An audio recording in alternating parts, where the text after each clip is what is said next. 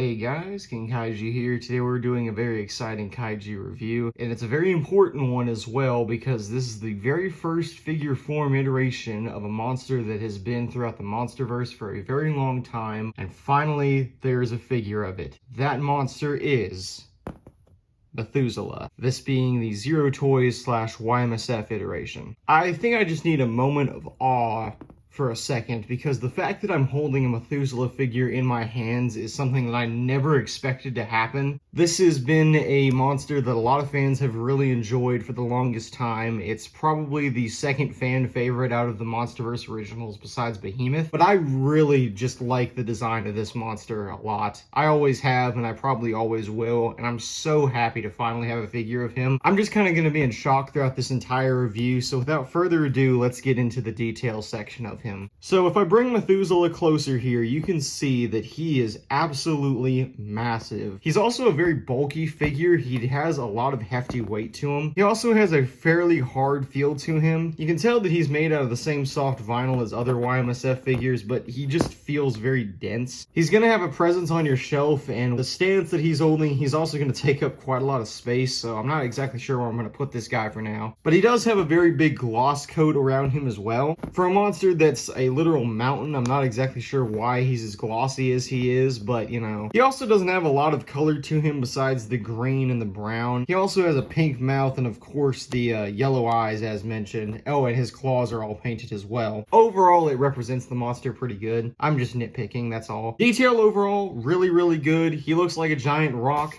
and articulation for a giant rock is also really good. Very surprising, actually. His head can rotate. I did try to do it 360, and there was a little bit of, like, scuffing along the back. You can tell where the plastic kind of rubs off against each other. The arms, of course, also rotate. I'm pretty sure you'd probably be able to get him 360. Oh, yeah, that was very easy. Yeah, you can get him to go 360 degrees, and you can get him to where he's punching other monsters too. His back legs, of course, move as well. I'm pretty sure probably could also go 360, but I'm not really gonna try. And kind of surprisingly, his tail also rotates. They didn't really have to do that. I would have been perfectly fine without a tail rotation, but hey, I'll take it. 6 points of articulation for, again, a giant mountain. Really good. I'm very glad that they were able to put that amount of posability into him. I think if I move him off to the side, you can really get to a feeling of how big this figure is, and I'm going to pull out a few figures now in sizing to show that off a little bit better. First of which being the King of the Monsters Godzilla from Bandai. As you can see, the King of the Monsters Godzilla is quite a bit taller, while Methuselah should realistically be about his height, but even still, the presence of this figure is just phenomenal. You can see how truly big he is next to Godzilla. Really good with sizing here. I'll pull out another one of the Y-MSF / Zero Toys figures that I recently reviewed, which is the Muto Prime, and they also look really phenomenal next to each other as well. This guy right here is about the typical 6 inches for a figure, so you can see that while Methuselah is just a tad bit under it, he is like so big this way, you're going to get a lot of great space with him. And finally, just for the hell of it, this is another Monsterverse figure that I just happen to have next to me real quick, and it of course is the Playmates Mothra. While this figure is fairly large just because of the wingspan, Methuselah absolutely dwarfs Mothra in everything else. They look really good next to each other as well, and I'm happy to finally add another legendary monster into the collection. With sizing done, that is going to conclude my review of the Y-MSF Methuselah. This figure is by far my favorite out of the ones that they've shown off for their legendary monsters that they've been putting out. I did get another one today, which I'm going to review probably right after this one. But yeah, just a fantastic figure overall. If you can find this guy on eBay or somewhere else, I know that they were selling them at G-Fest for quite a bit. You are a very lucky person, and I wish you the best in trying to hunt for him if you haven't got one already. Thank you all for watching, and I will see you all in the next video.